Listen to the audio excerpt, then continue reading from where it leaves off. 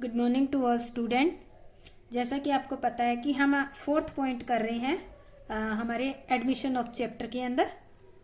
Fourth chapter जो है दे रखा है हमारा, तो फोर्थ पॉइंट हम कर रहे हैं accounting treatment of reserve and accumulated profit. इसके अंदर फर्स्ट लेक्चर के अंदर हमने रिजर्व, एक्यूमुलेटेड लॉसेस और प्रॉफिट कर लिया था। आज हम सेकेंड लेक्चर के अंदर हम स्पेसिफिक रिजर्व के बारे में पढ़ेंगे।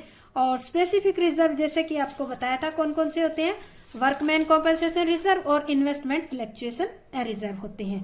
तो आज हम उसी के बारे में डिटेल से स्टडी करेंगे कि वर्कमैन कॉम्पनसेशन जो रिजर्व होता है इसकी accounting treatment at the admission of time किस तरह से की जाएगी। तो मैंने जो हमारा एक्यूमुलेटेड प्रॉफिट एंड रिजर्व वाला पॉइंट 4 था, मैंने इसको पॉइंट 4.1 रखा है क्योंकि वर्कमैन कॉम्पनसेशन रिजर्व जो है ये क्या है, आपका स्पेसिफिक नेचर का है, स्पेसिफिक रिजर्व है। ये आपको बताया भी था मैंने कि ये स्पेसिफिक रिजर्व होते हैं, इनके लिए आगे एक लेक्चर बनाऊंगी। तो वर्कमैन कॉम्पनसेशन रिजर्व होता क्या है, किसके लिए बनाया जाता है, कौन बनाता है। तो ये वर्कमैन कॉम्पनसेशन रिजर्व कंपनी के द्वारा अपने जो वर्कर हैं उनके लिए बनाया जाता है। जैसे मान लेते हैं कोई एक एम्प्लॉय मशीन पे काम कर रहा है, मशीन पे काम करते करते उसका हाथ कट जाता है।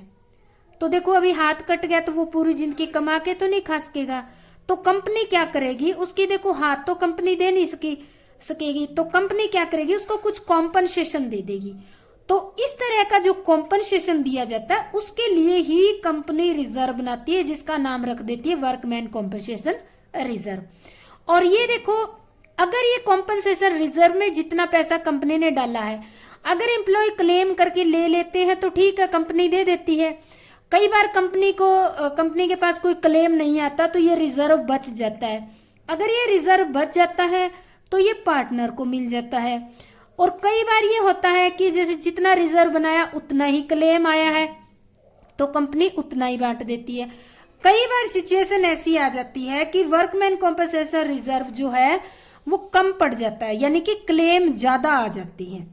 तो इस तरह से 3 कंडीशन हो सकती है, कंपनी के पास बिल्कुल भी क्लेम ना आए और जितना रिजर्व उतना क्लेम आ जाए, या फिर बराबर आ जाए, या फिर ज्यादा क्लेम आ जाए। तो 3-4 सिचुएशन होती है। तो कंपनी क्या करेगी, इन सभी सिचुएशन को देखकर ही अकाउंटिंग ट्रीटमेंट करेगी। अब बात आ जाती है कि इसकी अकाउंटिंग ट्रीटमेंट स्टार्ट कैसे करें और ये किसका हिस्सा है, अगर बच जाता है तो किसका हिस्सा होगा, क्या नया पार्टनर इसमें हिस्सा लेगा, नहीं, नया पार्टनर इसमें हिस्सा नहीं लेगा। तो this reserve is created out of profit farms, profit के फार्म में से बनाए जाते हैं to pay compensation to employ, किसको, एम्प्लॉय को कॉम्पनसेशन देने के लिए। At the time of admission of new partner it is treated as follow, जब कोई पार्टनर एडमिशन होता है किसी का तो निम्न तरीके से हम इसकी एंट्री करेंगे। जैसे कि मैंने आपको कई केसेस बताए थे, तो पहला केस हम लेते हैं, कौन सा हो सकता है। पहला केस दिया है कि ये हो सकता है if there is no claim against workman compensation reserve, यानी कि वर्कमैन कॉम्पनसेशन के लिए कोई भी क्लेम नहीं आया। तो ऐसी सिचुएशन में क्या करेगी, तो हम ये ले लेते हैं, एक एग्जांपल ले लेते हैं। मैंने एग्जांपल लिख दिया आपके लिए ताकि आपके लिए इजी रहे। तो ये हम इसमें लिख देते हैं 30,000 लिख लेती हूँ रिजर्व की वैल्यू, ठीक है। तो ये कह रहे हैं कि वर्कमैन कॉम्पनसेशन रिजर्व, कंपनी ने रिजर्व कितना बनवा रखा है, 30,000। If there is no other information, केवल कंपनी ने रिजर्व तो बना लिया और कोई भी इंफॉर्मेशन नहीं है, कोई इंफॉर्मेशन नहीं है, तो सीधा सीधा इसका मतलब है कि कंपनी के पास कोई क्लेम नहीं आया। तो अब कंपनी क्या करेगी, या जो पार्टनर है वो क्या करेंगे, पार्टनर जो है इस नए पार्टनर के आने से पहले ये 30,000 रुपए हैं, ये आपस में बांट लेंगे ओल्ड रेशियो के अंदर। क्योंकि जो ये है हिस्सा किसका है, पार्टनर का है, नया पार्टनर आ रहा है, उससे पहले पहले अपना जितना भी हिसाब किताब होता है वो ओल्ड रेशियो में बांट लेते हैं। अब ये 30,000 रुपये अगर क्लेम हो जाता तो चला जाता, नहीं क्लेम आया तो किसका है, ये ओल्ड पार्टनर का है। ओल्ड पार्टनर ओल्ड रेशियो में बांट लेंगे। तो इसकी एंट्री हम कैसे करेंगे, आपको वो सीखनी है। तो इसकी एंट्री हम करेंगे workman compensation reserve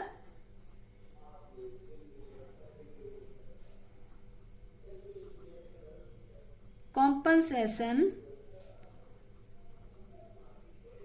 reserve account debit to, किस में बांटेंगे, ओल्ड पार्टनर कैपिटल अकाउंट में, टू ओल्ड पार्टनर कैपिटल, और मैं करंट अकाउंट लिख रही हूं।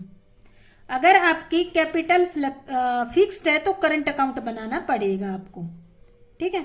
तो ये 30,000 रुपये है, ये यूं के यूं 30,000 इसमें बांट दिए जाएंगे। अब देखो मैंने ओल्ड पार्टनर लिखा है, ओल्ड पार्टनर में अगर दो पार्टनर है तो ऐसे लिख देंगे, टू ए कैपिटल या करंट अकाउंट और टू बी कैपिटल या करंट अकाउंट। तो नरेशन क्या लिखेंगे, workman compensation reserve transfer to old partner in capital और current account in old ratio. कौन से रेशियो में, ओल्ड रेशियो। ये ध्यान रखना है आपको कि कौन से रेशियो में बांटना है। तो अगर कोई भी रिजर्व ऐसा दे रखा है, कोई इंफॉर्मेशन नहीं है, तो पूरा का पूरा आप ओल्ड पार्टनर में ओल्ड रेशियो में डिस्ट्रीब्यूट कर दोगे। तो ये कौन सी थी, हमारी पहली कंडीशन थी, जब रिजर्व आपके पास है और कोई भी अदर इंफॉर्मेशन नहीं है। सेकंड केस लेते हैं हम। सेकंड केस में हो सकता है, if the claim for workman compensation reserve is lower than the amount of workman compensation reserve, यानी कि इस कंडीशन में क्या दिया होगा, आपका जितना वर्कमैन कॉम्पनसेशन रिजर्व है उससे कम क्लेम होगा, lower than amount of workman compensation reserve. Example लेते हैं, इसकी थ्योरी पढ़ लेते हैं। The amount of claim is credited to provision for workman compensation claim.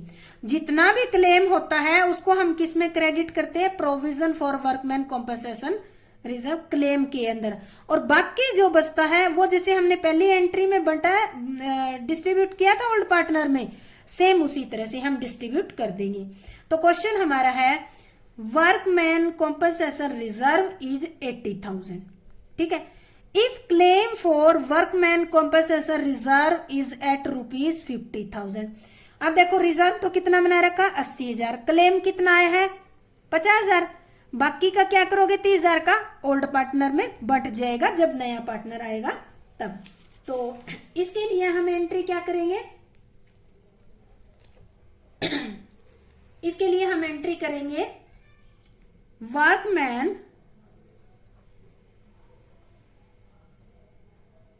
Compensation reserve account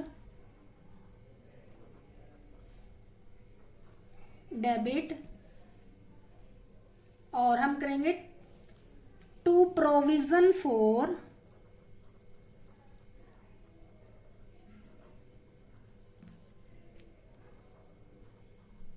workman compensation reserve claim. अभी देखो कितना है, वर्कमैन कॉम्पनसेशन रिजर्व कितना है आपका 80,000, मैंने यहां लिख दिया 80,000, ठीक है। क्लेम कितना आया इसके अंदर 50,000, बाकी कितने हैं, बाकी आपके 50,000 रुपए है, वो बांटोगे आप टू ओल्ड पार्टनर और पार्टनर कैपिटल और करंट अकाउंट। तो कितने बचे, बाकी जो बचे हैं वो 30,000। जैसे दो पार्टनर हैं, ए और बी बराबर बराबर का उनका ओल्ड रेशियो था, तो 15,000 रुपए 2A 2B इस तरह से करके बांट देंगे। नरेशन में क्या लिखेंगे, सरप्लस ऑफ, सरप्लस ही था ना ये, surplus of workman compensation reserve transfer to old partner capital और current account in old ratio. अगर आपका सरप्लस होता है तो एक बार और समझ लो, रिजर्व कितना है 80 का, क्लेम कितना आया 50 का, यानी कि एक्सेस सरप्लस कितना हो गया 30। तो इस कंडीशन में जितना क्लेम आता है वो क्लेम आपको लिखना है to provision for workman compensation claim, या क्लेम लिखा है, ये क्लेम में हो जाएगा आपका 50,000 रुपए। बाकी जो एक्सेस है 30,000 रुपए वो आप बांट दोगे टू ओल्ड पार्टनर कैपिटल और करंट अकाउंट। कौन से रेशियो में, करंट ओल्ड रेशियो में आप इसको डिस्ट्रीब्यूट कर दोगे। तो ये कंडीशन थी जब आपका क्लेम जो है आपके रिजर्व से कम हो। सेकंड कंडीशन हम लेते हैं, if the claim is equal to workman compensation reserve, यानी कि जितना आपका क्लेम है उतना ही आपका क्या है, वर्कमैन कॉम्पनसेशन रिजर्व है। इस कंडीशन में क्या करोगे, the workman compensation reserve transfer to provision for workman compensation reserve claim. तो सारा का सारा किस में ट्रांसफर हो जाएगा, क्लेम के अंदर। अभी देखो एग्जांपल लेते हैं, एग्जांपल है workman compensation reserve is ₹80,000 if the workman compensation reserve claim is 80,000, यानी कि जितना आपका रिजर्व था उतना ही आपका क्लेम आ गया है। तो इस कंडीशन में हम एंट्री क्या करेंगे, इस कंडीशन में हम एंट्री करेंगे वर्कमैन कॉम्पनसेशन रिजर्व अकाउंट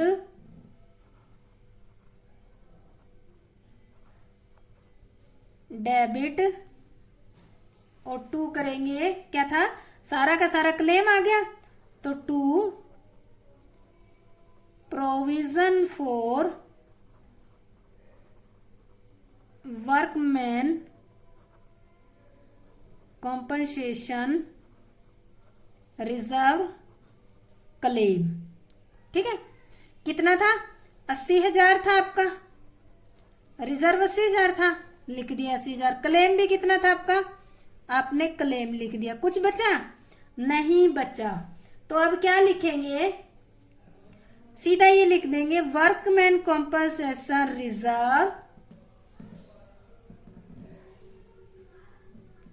और इसका लिख देंगे वर्कमैन कॉम्पनसेशन रिजर्व किसमें कर दिया, क्रेडिटेड टू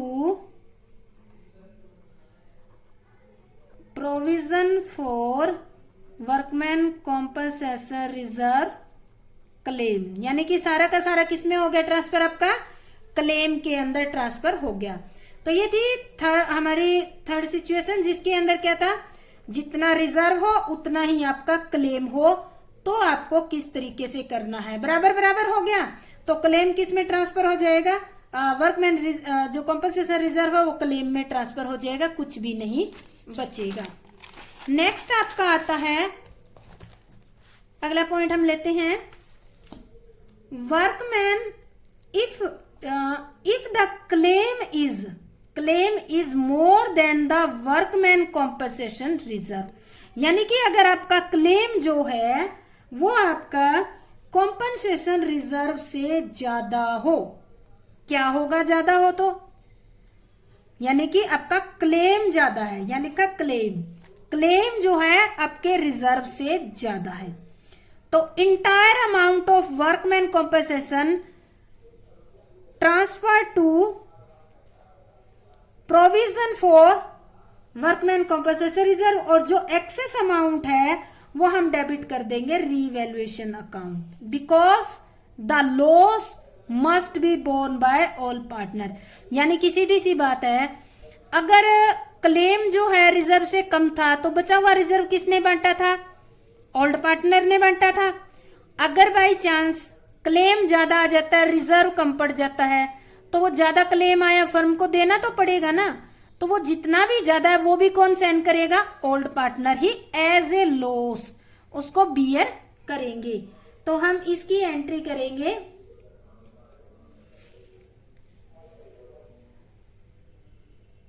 ये हमारा पहले इसका एग्जांपल ले लेते हैं।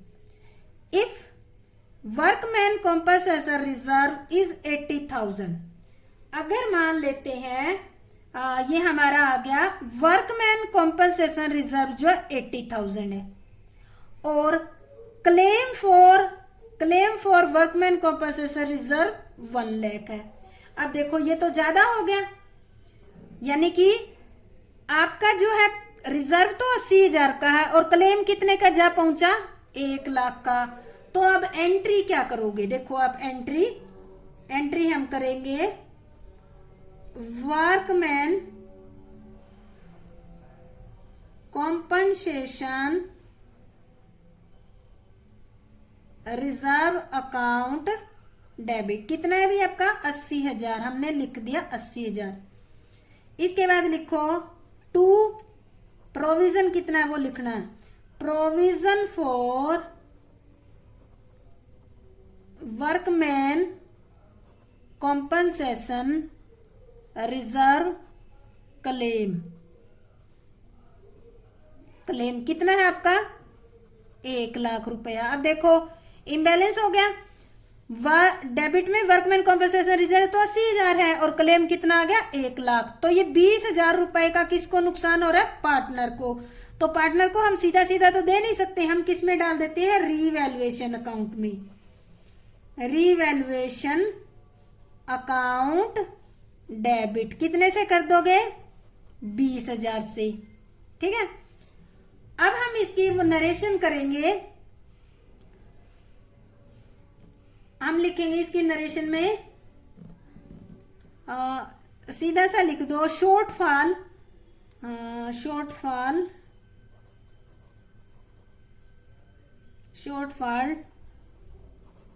Transfer in revaluation and workman compensation reserve transfer to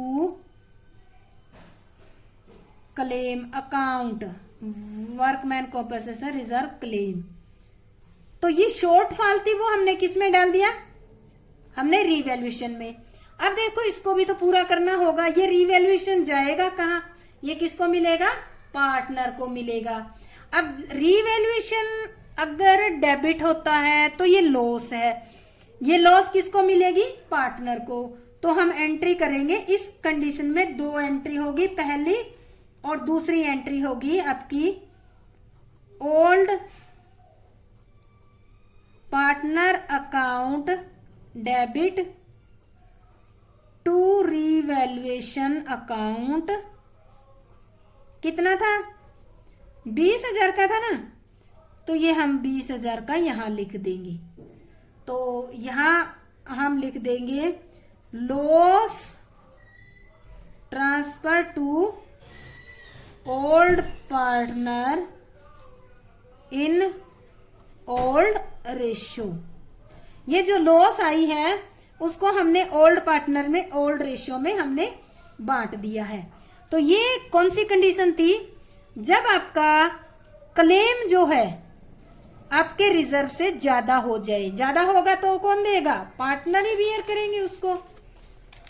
इसके बाद ये हमारा वर्कमैन कॉम्पनसेशन रिजर्व का जो पॉइंट था वो हमारा कंप्लीट हो गया। दूसरा आपको बताया था, ये भी क्या है? स्पेसिफिक नेचर का है। 2 थे ना, आपको 2 बताए थे, एक तो वर्कमैन कॉम्पनसेशन रिजर्व और दूसरा इन्वेस्टमेंट फ्लक्चुएशन रिजर्व। तो ये भी आपका स्पेसिफिक नेचर का है रिजर्व, स्पेसिफिक रिजर्व कह सकते हो। तो इसको ध्यान से करना।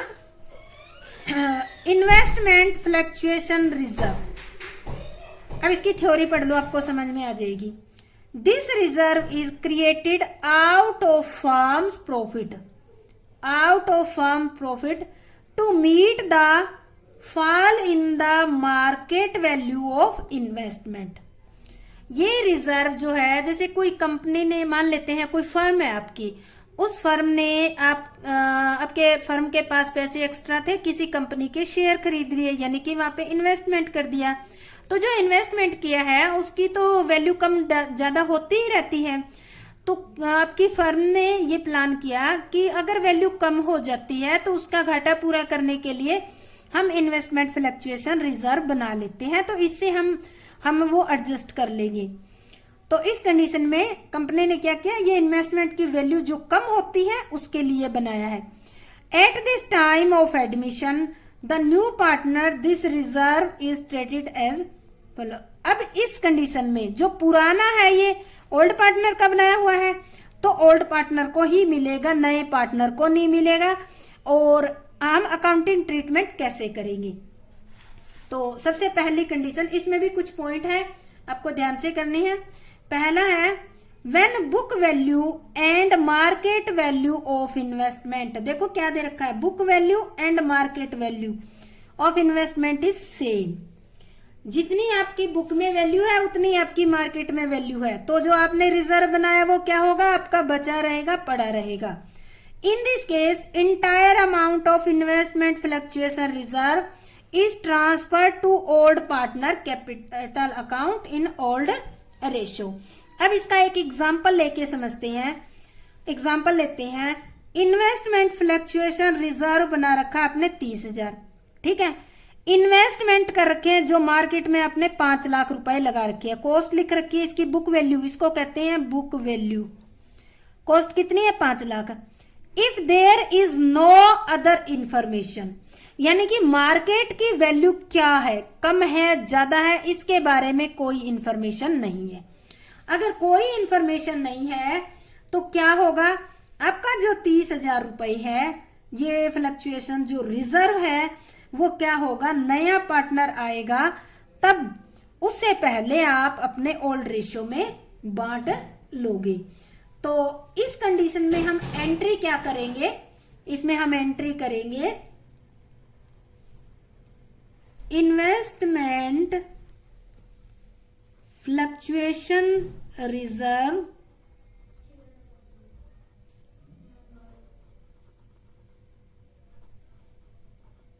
अकाउंट डेबिट, कितना, 30,000 रुपए, टू ओल्ड पार्टनर कैपिटल और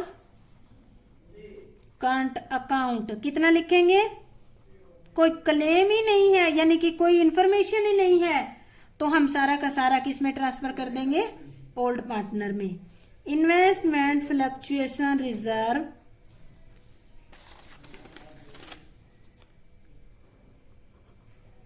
transferred to old partner capital और current account in old ratio. Old ratio में हम क्या करेंगे, इसको ट्रांसफर कर देंगे।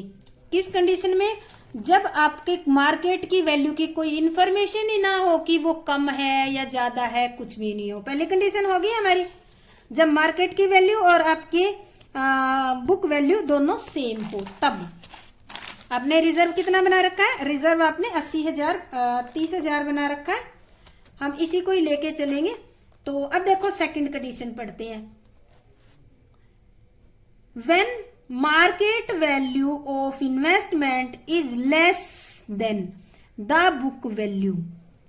क्या कह रहे हैं, जब आपकी मार्केट की वैल्यू इन्वेस्टमेंट की बुक में लिखी हुई वैल्यू से कम हो तो क्या करोगे। तो अब देखो कम होती है वो तो आपके रिजर्व के बराबर भी कम हो सकती है, रिजर्व से ज्यादा भी कम हो सकती है, तो रिजर्व से कम भी कम हो सकती है। तो इसमें कुछ पॉसिबिलिटी आती है।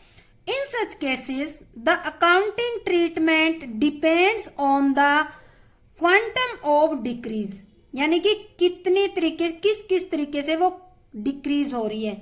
There may be 3 possibility. जब आपकी market value of investment book value of investment से कम होती है तो 3 कंडीशन होती है। पहली कंडीशन हम करेंगे, fall in the value less than investment fluctuation reserve.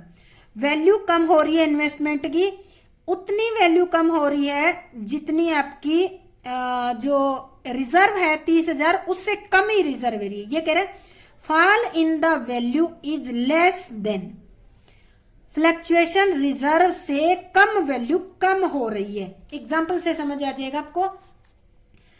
Investment fluctuation reserve है 30,000 का, इन्वेस्टमेंट की बुक वैल्यू है 5 लाख रुपए। If market value of investment 4,82,000। अब देखो बुक वैल्यू कितनी है आपकी, हम देखते हैं कितनी वैल्यू हमारी कम हुई है, तो book value minus market value करते हैं। बुक वैल्यू है आपकी 5 लाख रुपए, ठीक है, मार्केट वैल्यू है 4,82,000 रुपए, तो कितना कम हो गया आपका, डिक्रीज हो गया आपका 18,000। रिजर्व कितने का है 12,000 का, पर आपकी इन्वेस्टमेंट की वैल्यू कितनी डिक्रीज हुई 18,000। तो देखो अब हम एंट्री कैसे करेंगे, यानी कि 30,000 तक तो आपको कोई डर नहीं है, आपने रिजर्व बना रखा है। तो यहाँ रिजर्व 30,000 का है पर वैल्यू तो 18 ही कम हुई है, रिजर्व के कितने और बच जाएंगे 12,000 आपके और बच जाएंगे। तो इस कंडीशन में हम एंट्री क्या करेंगे, इस कंडीशन में हम एंट्री करेंगे investment fluctuation reserve account debit to, investment value कितनी कम होगी, इन्वेस्टमेंट कितनी वैल्यू कम हुई आपकी, यहां लिख देते हैं रिजर्व है 30,000 रुपए और इन्वेस्टमेंट की वैल्यू कम होगी 18,000 और बाकी कितने बच गए, हमने निकाले ना 18,000, ये 18,000 बुक वैल्यू कम होगी।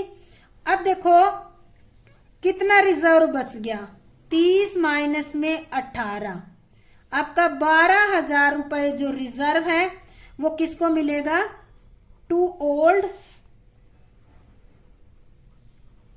पार्टनर्स कैपिटल और करंट अकाउंट, कितने 12,000 रुपए। अब ओल्ड पार्टनर अगर ए बी सी जो भी है उस ओल्ड रेशियो में हम बांट देंगे। तो अब हम इसमें एंट्री नरेशन क्या लिखेंगे, अब हम लिखेंगे यहां excess investment fluctuation reserve transfer to old partners capital और current account in old ratio.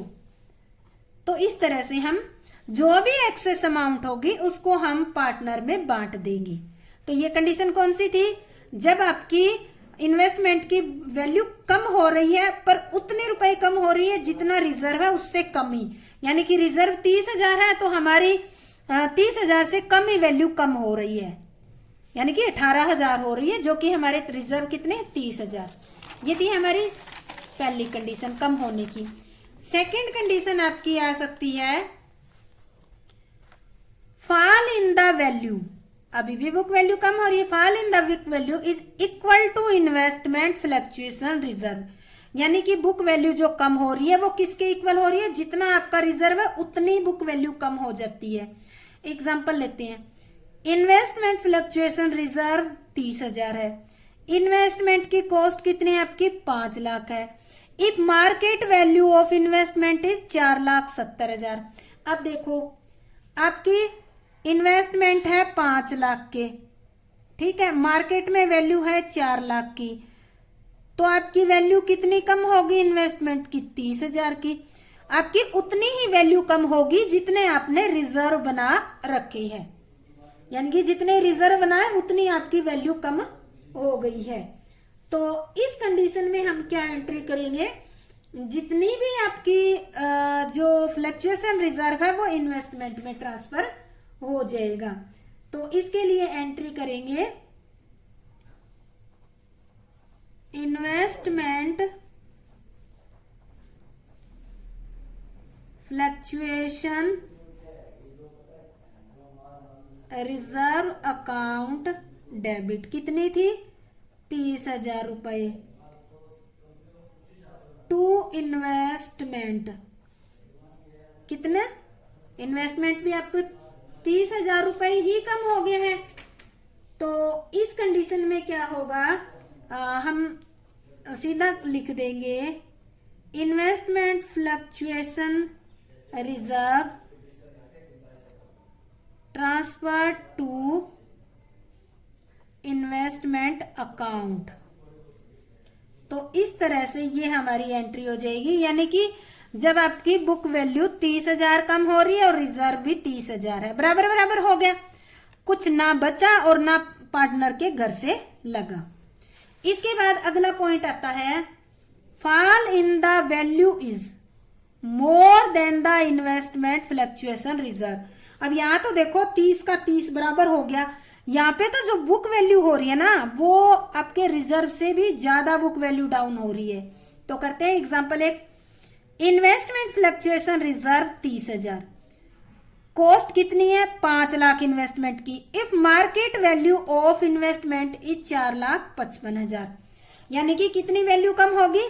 हम लेते हैं बुक वैल्यू है आपकी 5 लाख रुपए, ठीक है, मार्केट में वैल्यू चल रही है 4,55,000 रुपए, तो कितनी वैल्यू कम होगी?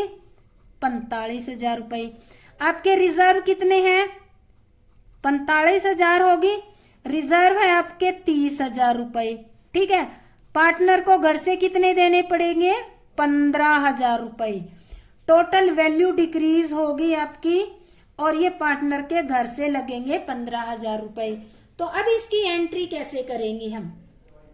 अगर इस तरह से एंट्री आ जाती है तो हम किस प्रकार करेंगे? तो अब देखो लॉस होगी इसमें, तो कितनी लॉस होगी? 15,000। तो अब हम एंट्री करेंगे इसमें इन्वेस्टमेंट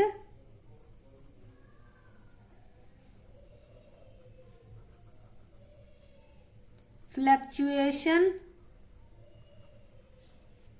रिजर्व अकाउंट डेबिट। कितना था रिजर्व हमारा? रिजर्व तो 30,000 था, 15,000 फालतू घर से लग गए तो उसको किस में डाल देते हैं?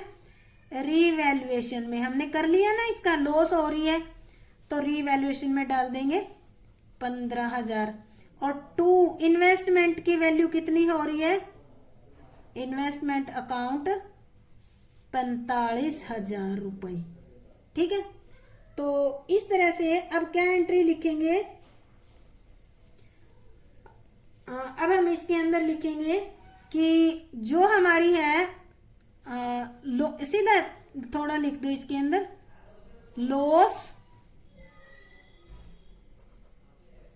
Transfer to revaluation account. इसके बाद देखो ये जो रीवैल्यूएशन आ गया है ये किसको मिलेगा? पार्टनर को मिलेगा। तो इसमें आपको 2 एंट्री करनी है।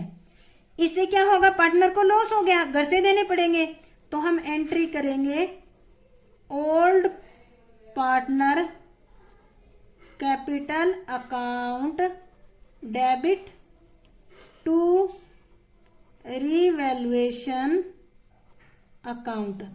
कितने रुपए? 15,000। जो भी पार्टनर होंगे आपस में बांट लेंगे। यहां लिखेंगे लॉस ट्रांसफर टू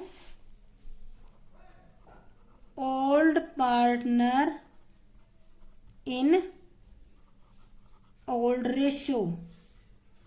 यानी कि अगर इस तरह से एक्सेस में हो, लॉस एक्सेस में हो जाए, या हम कहते हैं इन्वेस्टमेंट की वैल्यू रिजर्व से ज्यादा हो जाए, तो जितना ज्यादा है वो आप रिवैल्यूएशन में, फिर रिवैल्यूएशन को आप क्या करोगे, ओल्ड पार्टनर में ट्रांसफर कर दोगे।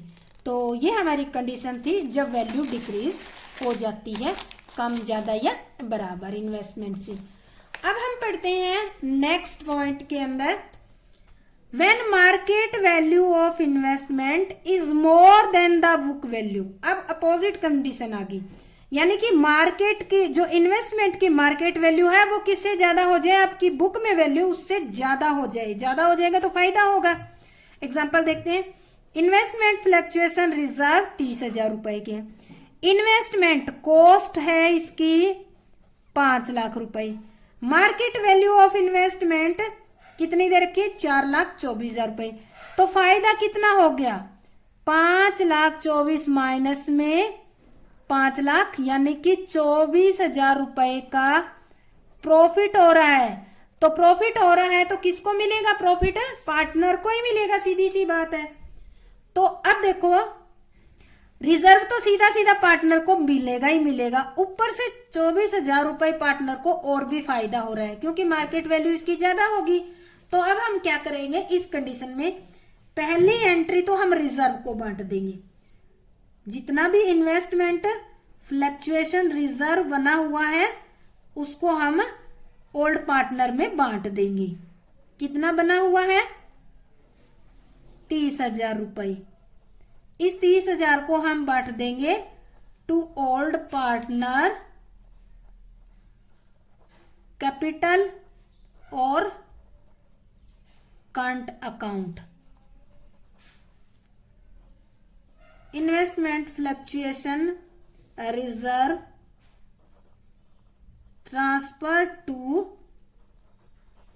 Old partner in old ratio. तो पहली एंट्री हम ये करेंगे, होगी हमारी पहली एंट्री, यानी कि रिजर्व तो हमने बांट दिया। अब बात आती है ये 24,000 रुपए की। ये 24,000 रुपए क्या हो गया, फायदा हो गया। फायदा सीधा सीधा नहीं दिखाया जाता क्योंकि इस टाइम हमने क्या किया है, जब नया पार्टनर आता है तो हमने एसेट्स और लायबिलिटी की वैल्यू को रीवैल्यूड किया है। तो यहां भी हमने इन्वेस्टमेंट की वैल्यू को रीवैल्यूड किया है, तभी हमें पता चला है कि वैल्यू 5 लाख से 5,24,000 होगी। तो 24,000 रुपए प्रॉफिट हो गया। प्रॉफिट हो गया तो पहले इसको हम किस में ट्रांसफर करेंगे, रीवैल्यूएशन में। रीवैल्यूएशन में प्रॉफिट से क्या होता है, क्रेडिट। तो एंट्री करेंगे investment account debit to revaluation account. कितना है आपका, 24,000। तो इसमें हम ये कह सकते हैं कि इन्वेस्टमेंट मार्केट वैल्यू इंक्रीज होगी। तो सेकेंड एंट्री हमने ये कर दी, ठीक है। आपने प्रॉफिट जो रीवैल्यू किया है वो रीवैल्यूएशन की एंट्री दिखा दी। अब जो ये रीवैल्यूएशन है ये इसमें जो प्रॉफिट हुआ वो किसको मिलेगा, पार्टनर को। पार्टनर को मिलेगा तो पार्टनर की फायदा होगा तो उनका कैपिटल अकाउंट क्रेडिट करेंगे। तो हम एंट्री करेंगे रीवैल्यूएशन अकाउंट डेबिट, कितना, 24,000 रुपए टू